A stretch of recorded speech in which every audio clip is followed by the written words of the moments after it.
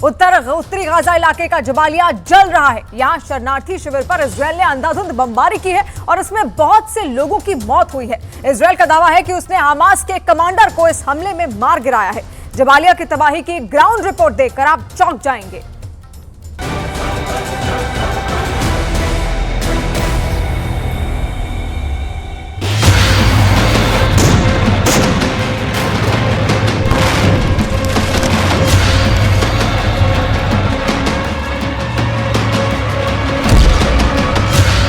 Jabalia,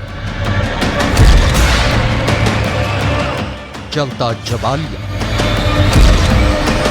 जल गया Jabalia camp.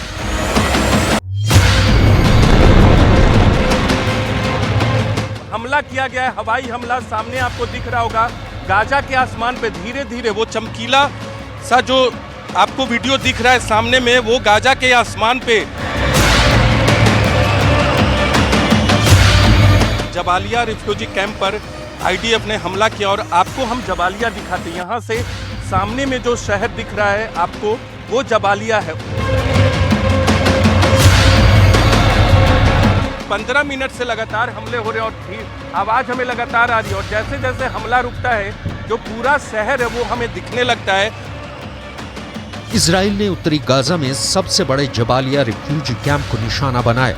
Israeli सेना ने दावा किया कि उसने इस हमले में हमास के एक सीनियर कमांडर इब्राहिम बियारी समेत 50 लड़ाकों को मार गिराया है।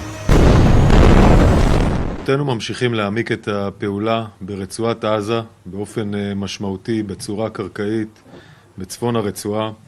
במהלך הלילה לוחמי צה"ל ניהלו קרבות משמעותיים, ביניהם אחד הקרבות ממבנה קומות באזור ג'באליה. ירו מחבלים לעבר כוחות שלנו בשטח. המבנה הזה, כמו מקומות רבים נוספים, מחבלי חמאס משתמשים בהם כמקלט. במקרה הזה מדובר במכוון. जबालिया क्षेत्र में मौजूद शरणार्थी शिविर करीब 1.4 स्क्वायर किलोमीटर में फैला है। हमले से पहले यहां करीब 1,16,000 लोगों ने पनाह ले रखी थी। जबालिया पर इजराइल युद्ध का अब तक का सबसे बड़ा हमला हुआ है। इजराइल का दो टूक जवाब है। रिफ्यूजी कैंप पर हमला इसलिए कि हमास के आतंकी कैंप को ह्यूमन शील्ड की तरह इस्तेमाल कर रहे हैं। शरणार्थी शिविर में हमास के आतंकी इसलिए छिपे हैं क्योंकि उन्हें लगा कि इजराइल जबालिया पर इस तरह का हमला नहीं करेगा।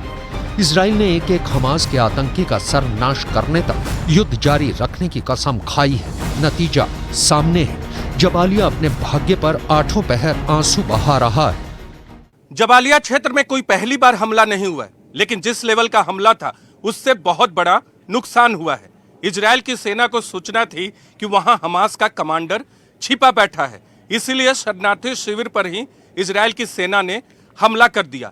लेकिन हमास का दावा है कि न तो वहां उनका कोई लड़ाका था और न किसी कमांडर के मारे जाने की पुष्टि हुई है। कौन था हमास का वो कमांडर? 7 अक्टूबर को इजराइल पर क्रूर हमले का प्लान रचने में शामिल था। हमास का कमांडर इब्राहिम बियारी का क्या था बैकग्राउंड? इजराइल का टारगेट नंबर 5 क्यों था इब्राहिम बियारी मारा भी गया या जिंदा है जैसा कि हमास का दावा है? इजरायली सेना का दावा है कि उसके सैनिकों ने अब तक हमास के 11,000 ठिकाने तबाह किए हैं।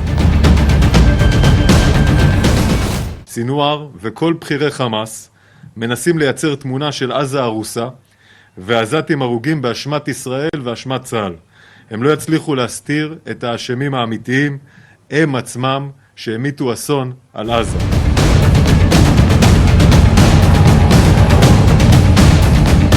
जबालिया कैंप पर हुए हमले में अल जजीरा के एक इंजीनियर के परिवार के 19 सदस्यों की मौत हो गई। हमास का आरोप है कि इजराइल की सेना ने किसी आतंकी को मारने के लिए नहीं, बल्कि सिविलियन को सीधा निशाना बनाया ताकि लोग जगह छोड़कर भागे और वहां इजरायली सेना का कब्जा हो जाए। जाहिर तौर पर इजराइल इस वक्त जिन ठिकानों को जलाकर खाक कर देता है, वहां इजरायली झंडा फहराया जाता है। सवाल है, क्या सिर्फ हमास के कमांडर इब्राहिम अल बियारी को मारने के लिए इजराइल ने शरणार्थी शिविर पर हमला कर दिया? इजरायली सुरक्षा बलों के मुताबिक हमास का शीर्ष कमांडर अल बयारी 7 अक्टूबर को इजराइल पर आतंकी हमला करने वालों में से एक था। इब्राहिम अल बयारी गाजा पट्टी में जबालिया शरणार्थी शिविर में तैनात सेंट्रल हमास के जबालिया बटालियन का कमांडर था। इब्राहिम अल बयारी इजराइल पर हमले के बाद से गाजा पट्टी में हमास के सभी अभियानों की देखरेख कर रहा था। इब्राहिम अल बयारी 2004 के अल दूद बंदरगाह पर हुए हमले में हमास के आतंकियों को भेजने में भी शामिल था। इस हमले में इजराइल के 13 लोगों की मौत हो गई। इजराइल का दावा है कि इब्राहिम अल बयारी इजराइल पर हुए कई हमलों में शामिल था। लड़ाकू विमानों ने हमास के शरणार्थी शिविर में हमला किया और वहां सब कुछ तबाह कर दिया। इस दौरान सेना ने हमास के सेंट्रल जबालिया बटालियन के कमांडर इब्राहिम अल बयारी को भी मार गिराया।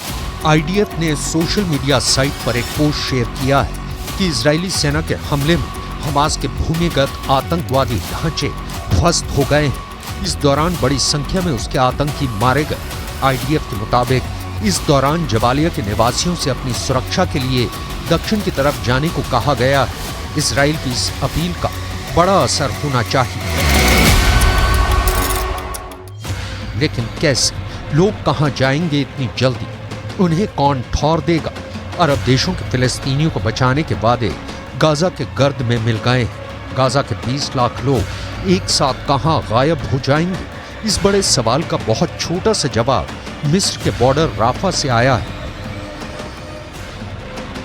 पहली बार विदेशी नागरिकों के लिए राफा बॉर्डर खोला गया है। यहां से करीब 400 लोग मिस्र पहुंचेंगे। इनमें जख्मी हुए फिलिस्तीनी नागरिक भी शामिल हैं। मिस्र ने वादा किया है कि वो जख्मी फिलिस्तीनियों को भी राफा बॉर्डर को पार करने की इजाजत देगा, जिससे उनको सही इलाज मिल सके।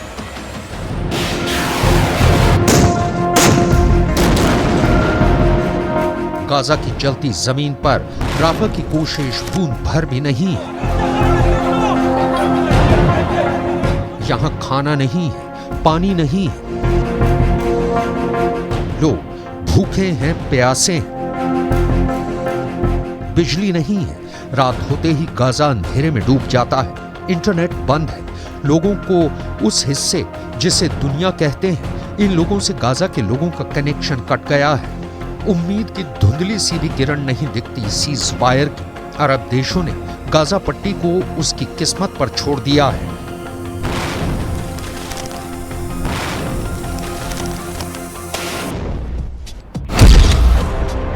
खुद को फिलिस्तीनियों का अलमदार मानने वाले ईरान, तुर्की, यमन, लेबनान, जॉर्डन जैसे देश कहां हैं? क्या गाजा की इससे भी बुरी गत बनने के इंतजार में है? ईरान के राष्ट्रपति इब्राहिम रईसी अरब देशों की अटूट एकता की कस्में गाजा में दम तोड़ रही हैं। ईरान की धमकियों को इजराइल की सेना ने जबालिया की जमीन में दफन कर दिया है। ईरान की सेना पूरी गाजा पर टूट रही है। गाजा के कतरे कतरे में बारूद भरा जा रहा है। कौन रोकेगा? रिफ्यूजी कैंप पर हमले से इजराइल को अरब देशों का हाल आप देख चुके। अब कुछ ऐसे देशों की लिस्ट देखिए जो इजराइल के खिलाफ एक्शन ले रहे हैं। बोलीविया ने इजराइल के साथ संबंध तोड़ दिए हैं। कोलंबिया और चिली ने गाजा में नागरिकों की मौत की निंदा करते हुए अपने राजदूतों को वापस बुला लिया है। राजदूत वापस बुलाने या राजनयिक संबंध तोड़ लेने से भी नहीं लगता कि इजराइल पर कोई असर पड़ेगा। इजराइल पहले हवा से और अब जमीन पर तबाही मचा रहा है। उत्तरी गाजा के जबालिया कैंप पर इजराइल ने कम से कम 6 हवाई हमले किए। इजराइल इस बात को दोहरा भी रहा है कि जहां जहां हमास के लड़ाके होंगे वहां हमले किए जाएंगे। हमास के लड़ाकों को ह्यूमन शील्ड बना लेने का कारण छोड़ा नहीं जाएगा।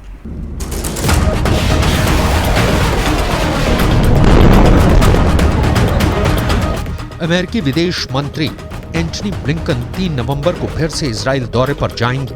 अमेरिका बार बार ये बता रहा है कि वो इजराइल के एक्शन के साथ चट्टानी मजबूती के साथ खड़ा है।